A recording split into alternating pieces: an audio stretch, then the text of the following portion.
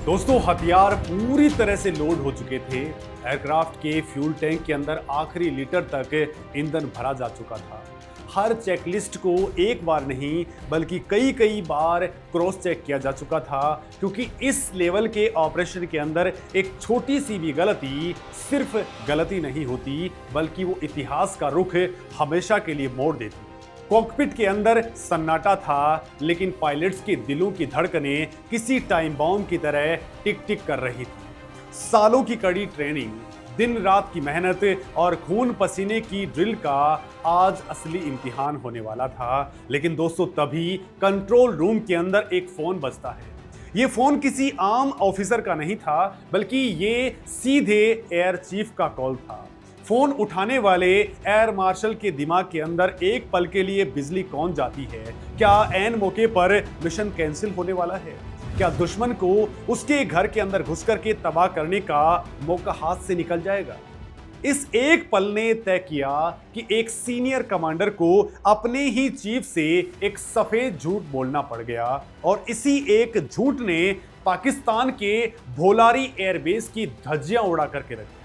आखिर दोस्तों उस रात को क्या हुआ था? कैसे भारत के सुखोई 30 MKI और ब्रह्मोस के डेडली कॉम्बिनेशन ने पाकिस्तान के सबसे ताकतवर एयरबोर्न अर्ली वार्निंग सिस्टम को एक झटके के अंदर ही राख कर डाला? ये कोई आम मिलिट्री स्ट्राइक नहीं थी, बल्कि ये भारत की उस नई कूटनीतिक और सैन्य आक्रामकता का सबसे बड़ा सबूत था, जिसने पूरी दुनिया को हिला करके रख दिया। दोस्तों ये कहानी है ऑपरेशन सिंदूर की, और दोस्तों इस पूरे सीक्रेट ऑपरेशन का हाल ही के अंदर खुलासा किया है भारतीय सेना के पूर्व एयर मार्शल नागेश कपूर ने, जो कुछ ही महीने पहले रिटायर हुए हैं। दोस्तों उन्होंने जो बातें बताई हैं वो किसी हॉलीवुड थ्रिलर से कम नहीं हैं। उस रात भारत के कई फ्रंटलाइन बेस जैसे भुज, जैसलमेर, फलोदी, नालिया, जामनगर, जोधपुर, उत्तरलाई और पुणे पूरी तरह से हाई अलर्ट पर थे। इन सभी एयरबेसेस के ऊपर इंडियन एयरफोर्स के बेहतरीन पायलट्स अपने फाइटर जेट्स के कॉकपिट के अंदर बैठे बस एक गो अहेड कमांड का इंतजार कर रहे थे। उनका टारगेट बिल्कुल साफ था। टारगेट था पाकिस्तान के सिंध प्रांत में मौजूद भोलारी एयरबेस। ये कोई मामूली एयरबेस नहीं है। पाकिस्तान ने इसे अपनी हवाई सुरक्षा का एक बहुत बड़ा और बेहद सुरक्षित सेंटर बना रखा था। और दोस्तों सबसे बड़ी बात, इस एयरबेस के एक अलग थलग और बेहद महफूज माने जाने वाले हैंगर के अंदर पाकिस्तान के सबसे बड़ा गुरूर छिपा हुआ था। ये गुरूर था स्वीडन के अंदर बना साब इरेये एयरक्राफ्ट। दोस्तों अगर आप डिफेंस की थोड़ी बहुत समझ रखते हैं तो आप अच्छे तरीके से जानते होंगे कि साब इरेये पाकिस्तान एयरफोर्स का सबसे ताकतवर airborne early warning and control aircraft है। इसे आसमान की आंख कहा जाता है। ये वो एडवांस सिस्टम है जो सैकड़ों किलोमीटर दूर से दुश्मन के जेट्स और मिसाइलों को ट्रैक कर सकता है। और अगर युद्ध के समय में ये सिस्टम आसमान के अंदर हो तो दुश्मन के लिए सबसे बड़ा सिरदर्द बन जाता है, क्योंकि ये अपनी एयरफोर्स को एडवांस के अंदर वार्निंग दे देता है। दोस्तों भारतीय वायुसेना की इंटेलिजेंस इस बार बिल्कुल सटीक थी। उन्हें कंफर्म पता था कि भोलारी एयरबेस के उस खास हैंगर के अंदर ये साब सिस्टम मौजूद है, और भारत की इस नई स्ट्रेटेजिक थिंकिंग का रूल एकदम साफ है, दुश्मन के सबसे मजबूत हथियार को सबसे पहले तबाह कर डालो। इसे दोस्तों डिफेंस की भाषा के अंदर प्री एम्प्टिव स्ट्राइक कैपेबिलिटी कहते हैं, जहां आप डिफेंसिव नहीं रहते बल्कि ऑफेंसिव होकर के दुश्मन की रीढ़ की हड्डी को ही तोड़ देते हैं। दोस्तों इस महाविनाशकारी मिशन के लिए जिस मशीन को चुना गया वो भारतीय वायुसेना की सबसे बड़ी ताकत सुखोई 30 MKI था। ये twin engine very heavy fighter jet है जो अपनी मैन्यूवरेबिलिटी, पेलोड कैपेसिटी और डेडली रेंज के लिए पूरी दुनिया के अंदर खौफ का दूसरा नाम है। लेकिन दोस्तों उस दिन सुखोई अकेला नहीं था। इसके पेट के ठीक नीचे दुनिया की सबसे खतरनाक सुपरसोनिक क्रूज मिसाइल ब्रह्मोस को फिट किया जा चुका था। ब्रह्मोस और सुखोई 30 MKI का ये कॉम्बिनेशन ऐसा है कि दुश्मन के रडार को संभलने का मौका भी नहीं मिलता, और टारगेट राख के ढेर के अंदर बदल चुका होता है। मैक 3 की स्पीड से उड़ने वाली इस मिसाइल को इंटरसेप्ट करना दुनिया के बेहतरीन से बेहतरीन एयर डिफेंस सिस्टम्स के लिए भी इम्पॉसिबल है। दोस्तों टारमेक के ऊपर टेंशन का माहौल था। कॉकपिट के अंदर पायलट्स और वेपन सिस्टम ऑपरेटर्स के बीच में धीमी आवाज के अंदर बेहद नपी तुली और छोटी बातचीत हो रही थी। कैनोपी बंद हो चुकी थी। दोस्तों जेट्स के सिस्टम्स को पूरी तरह से पावर अप कर दिया गया था। हर किसी की नसें तनी हुई थी। दोस्तों एक तरफ देश में आम खबरें चल रही थी, लोग इस वक्त बिल्कुल अलग ही लेवल के अंदर थे, तो वहीं दूसरी तरफ इंडियन एयरफोर्स के अंदर अलग ही भूचाल मचा हुआ था। सरहदों पर देश की वायुसेना एक ऐसा इतिहास रचने जा रही थी जिसकी भनक पाकिस्तान तो क्या दुनिया की सुपर पावर्स को भी नहीं थी। दोस्तों ये दिखाता है कि कैसे भारत एक ही समय पर अपने डोमेस्टिक इश्यूज को हैंडल करते हुए इंटरनेशनल बॉर्डर के ऊपर एक्सट्रीम साइलेंट ऑपरेशंस को अंजाम देने की कैपेबिलिटीज रखता है। तभी ऑपरेशंस रूम के अंदर वो वाकया हुआ जिसने इस पूरे मिशन के अंदर एक अनएक्सपेक्टेड सस्पेंस डाल दिया। ऑपरेशंस को लीड कर रहे एयर मार्शल नागेश कपूर के पास में एयर चीफ एपी सिंह का कॉल आता है। दोस्तों इंडियन एयर चीफ उस समय एयर हेडक्वार्टर के ऑपरेशनल सेंटर के अंदर बैठे हुए थे और वही रियल टाइम टेक्निकल पिक्चर देख रहे थे जो नागेश कपूर के सामने भी थी। एयर चीफ ने सीधा सवाल दागा, उन एयरक्राफ्ट्स की क्या पोजीशन है। एयर मार्शल नागेश कपूर अच्छे तरीके से जानते थे कि पायलट्स अभी रनवे पर ही हैं और उन्हें टेक ऑफ करने के अंदर कम से कम 15 मिनट और लगने वाले हैं। लेकिन उनके दिमाग में यह डर बैठ गया कि कहीं दिल्ली के अंदर बैठे टॉप बॉसेस ने मिशन को अबॉर्ट करने का मन तो नहीं बना लिया है, क्योंकि भारत के ये जांबाज पायलट्स सालों से इस एक पल का इंतजार कर रहे थे। वो फुल वेपन लोड के साथ में कॉकपिट में बैठे हुए थे। अगर उस वक्त उन्हें टेक ऑफ से रोक दिया जाता तो ये उन पायलट्स के जज्बे और उनके सालों के इंतजार के साथ में एक बहुत बड़ा धोखा हो जाता। एक कमांडिंग ऑफिसर के तौर पर नागेश कपूर का रुख बिल्कुल साफ था। वो किसी भी कीमत पर अपने पायलट से उनका ये मोमेंट नहीं छीनना चाहते थे। ऐसा हो ही नहीं सकता था कि उनके पायलट्स को अपना मिशन पूरा करने का मौका ही नहीं मिले। और दोस्तों यहीं पर एयर मार्शल नागेश कपूर ने एयर चीफ को वो सफेद झूठ बोल दिया जो आज डिफेंस और स्ट्रेटेजिक सर्किल के अंदर चर्चा का विषय बन चुका है। दोस्तों उन्होंने बिल्कुल साफ कहा है, मैं ये नहीं कहूंगा कि मैंने उन्हें झूठ बोला, लेकिन मैंने बस उन्हें सच नहीं बताया। नागेश कपूर ने चीफ को साफ बयान दिया कि सर वो अभी उड़ान भरने वाले हैं। उन्हें पक्का पता था कि अगले 15 मिनट तक कोई उड़ान नहीं होने वाली है। जब एयर चीफ एपी सिंह ने दोबारा पूछा कि वो अभी कहां हैं, तो नागेश कपूर ने बेझिझक कहा कि हथियार लॉन्च करने के अंदर आधा घंटा बाकी है। उन्होंने चीफ को रियल टाइम ग्राउंड रियलिटी नहीं बताई क्योंकि वो अपने पायलट्स को उड़ने का रास्ता देना चाहते थे। वो जानते थे कि अगर उन्होंने सही वक्त बता दिया तो शायद ऊपर से मिशन हॉल्ट करने का ऑर्डर आ जाए। दोस्तों ये कोई अनुशासनहीनता नहीं थी, बल्कि ये एक लीडर का अपने जवानों और अपने देश के स्ट्रेटेजिक ऑब्जेक्टिव्स के प्रति वो कमिटमेंट था जो सिर्फ एक सच्चे फौजी ही समझ सकते हैं। दोस्तों इसके तुरंत बाद मिशन को फुल स्पीड के अंदर आगे बढ़ा दिया गया।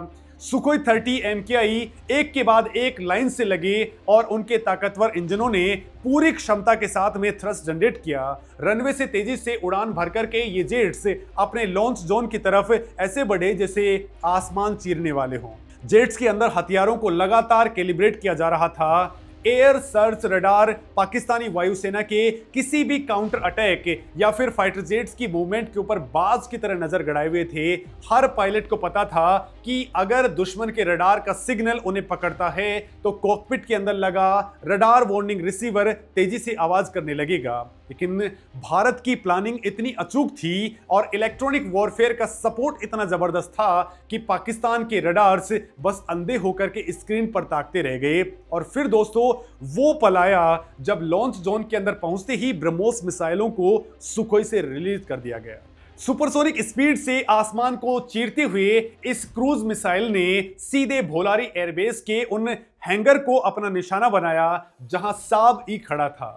दोस्तों जब हथियार सफलता से लॉन्च हो गया और टारगेट को हिट कर दिया गया, तब जाकर के एयर मार्शल नागेश कपूर ने चैन की सांस ली और एयर चीफ को फोन करके बताया, सर सब हो गया, हमारे सभी विमान सेफली वापस आ रहे हैं।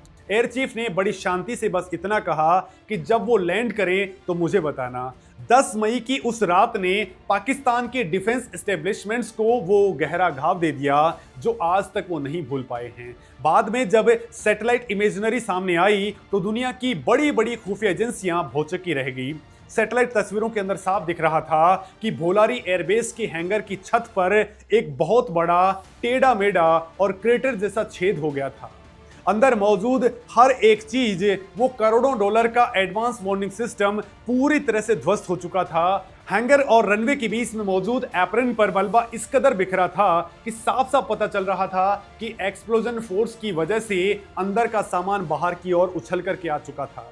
दोस्तों, ये कोई रैंडम या फिर ब्लाइंड बमबारी नहीं थी, ये एक surgical pin point precision strike थी जिसने सिर्फ अपने टारगेट को तबाह किया और अगल बगल के अनरिलेटेड स्ट्रक्चर्स को कोई एक्स्ट्रा डैमेज नहीं पहुंचाया। ये ब्रह्मोस की ताकत और इंडियन एयरफोर्स की सर्जिकल एक्यूरेसी का सबसे बड़ा और सबसे खौफनाक डेमो था। इस पूरे ऑपरेशन का अगर जियोपॉलिटिकल और स्ट्रेटेजिक डिकोडिंग किया जाए तो ये साफ समझ में आता है कि आज का भारत सिर्फ बॉर्डर पर चौकसी करने वाला देश नहीं है। मोदी गवर्नमेंट के अंडर भारत की स्ट्रेटेजिक ऑटोनॉमी और डिसीजन मेकिंग के अंदर जो मैसेज शिफ्ट आया है उसने ग्लोबल पावर्स को भी ये क्लियर मैसेज दे दिया है कि भारत अपने नेशनल इंटरेस्ट की रक्षा के लिए किसी भी हद तक जा सकता है। दोस्तों, पहले के समय के अंदर भारत डिफेंसिव पोस्चरिंग रखा करता था। हम तब रिएक्ट करते थे जब हम पर हमला हो जाता था, लेकिन आज भारत की नेशनल सिक्योरिटी पॉलिसी है ऑफेंसिव डिफेंस। अगर आप भारत के लिए खतरा बन रहे हैं तो भारत आपके घर के अंदर घुस करके, आपके सबसे सुरक्षित बेस के अंदर घुस करके उस खतरे को न्यूट्रलाइज करेगा। पाकिस्तान जो दशकों से आतंकवाद को एक स्टेट पॉलिसी की तरह इस्तेमाल करता आ रहा है, उसे ये अच्छे तरीके से समझ में आ गया कि अब भारत के एक्शन का स्केल, स्पीड और प्रिसीजन उनके कैलकुलेशन से बहुत आगे निकल चुका है। भोलारी एयरबेस की इस एक स्ट्राइक ने ना सिर्फ पाकिस्तान के बेहद महंगे रडार सिस्टम को कबाड़ में बदल दिया, बल्कि उनके साइकोलॉजिकल कॉन्फिडेंस को भी चकनाचूर कर दिया। जब आपका सबसे सुरक्षित एयरबेस और आपका सबसे एडवांस सर्विलांस एयरक्राफ्ट ही सुरक्षित नहीं है तो आप भारत का मुकाबला कैसे करेंगे? इस स्ट्राइक ने पाकिस्तान की पूरी एयर डिफेंस ग्रिड की पोल खोल करके रख दी। और सिर्फ पाकिस्तान ही नहीं, इस ऑपरेशन का मैसेज चाइना के लिए भी बहुत लाउड एंड क्लियर था। चाइना जो लगातार LAC के ऊपर इंफ्रास्ट्रक्चर बिल्डअप कर रहा था, उसे ये समझ में आ गया कि भारत के पास में डीप स्ट्राइक कैपेबिलिटी है और जरूरत पड़ने पर भारत उसे इस्तेमाल करने में जरा भी पीछे नहीं रहेगा। इकोनॉमिक और टेक्नोलॉजिकल फ्रंट पर भी ये भारत की एक बहुत बड़ी जीत है। भारत आज सिर्फ विदेशी हथियारों का खरीदार नहीं है, ब्रह्मोस जैसी मिसाइल जिसे भारत और रसिया ने मिलकर के बनाया है, आज दुनिया के कई देशों की पहली पसंद बन रहा है। दोस्तों, अब ऐसे वेपन सिस्टम्स रियल बैटलफील्ड की कंडीशंस के अंदर इतने खतरनाक एक्यूरेसी दिखाते हैं तो ग्लोबल डिफेंस मार्केट के अंदर भारत का रुतबा कैसे बढ़ता है। दोस्तों, सरकार का मेक इन इंडिया और डिफेंस एक्सपोर्ट को बूस्ट करने का जो विजन है, उसे ऐसे सफल ऑपरेशंस ने एक बहुत बड़ा बैकअप दिया है। आज भारत दुनिया की टॉप 5 इकोनॉमीज के अंदर शामिल है और एक मजबूत इकोनॉमी के साथ में जब ऐसी एग्रेसिव मिलिट्री पावर जुड़ जाती है तो देश की ग्लोबल पोजीशनिंग पूरी तरह से बदल जाती है। दोस्तों, जब ये पूरा ऑपरेशन सक्सेसफुली खत्म हो गया और भारत के मिलिट्री जेट्स वापस अपने बेस के ऊपर सुरक्षित लैंड कर गए, उसके कुछ समय बाद का वाकया और भी ज्यादा दिलचस्प है। देश के रक्षा मंत्री राजनाथ सिंह इस पूरे ऑपरेशन का जायजा लेने, टीम से मिलने और उन्हें बधाई देने आए। जब Rajnath Singh, air chief marshal AP Singh, air marshal Nagesh Kapoor और बाकी टॉप कमांडर्स एक साथ बैठकर के खाना खा रहे थे, तब नागेश कपूर ने एयर चीफ की तरफ हंस करके कहा कि सर, मैंने उस दिन आपसे झूठ बोला था। एयर चीफ ने नागेश कपूर की तरफ देखा, एक हल्की सी मुस्कान दी और बोला कि मुझे पता है। ये सिर्फ एक छोटी सी बातचीत नहीं थी, ये भारतीय फोर्सेज के टॉप लीडरशिप के बीच उस भयंकर भरोसे और तालमेल को दिखाता है जहां रिजल्ट्स और नेशनल इंटरेस्ट सबसे ऊपर होते हैं।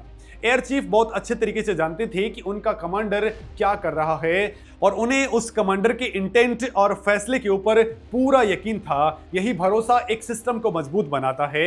आज दुनिया देख रही है कि कैसे भारत एक मैच्योर लेकिन बेहद खतरनाक सुपर पावर की तरह बिहेवियर कर रहा है। डिप्लोमेसी से लेकर के डिफेंस टेक्नोलॉजी तक भारत हर फ्रंट पर एक एग्रेसिव, स्मार्ट और कॉन्फिडेंट देश बनकर के उभरा है। भोलारी एयरबेसिस के ऊपर जो कुछ हमला हुआ वो बस एक झांकी है, जो ये बताती है कि जब नए भारत का धैर्य टूटता है तो वो दुश्मन को सोचने या फिर संभलने का एक सेकंड भी नहीं देते। तो दोस्तों, आपको क्या लगता है, क्या भारत की इस प्रोएक्टिव और आक्रामक रणनीति ने हमारे दुश्मनों को हमेशा के लिए एक साइकोलॉजिकल बैकफुट पर धकेल दिया है? आप इस पे क्या कुछ सोचते हैं? कमेंट में अपनी बात जरूर लिखें। नमस्कार दोस्तों।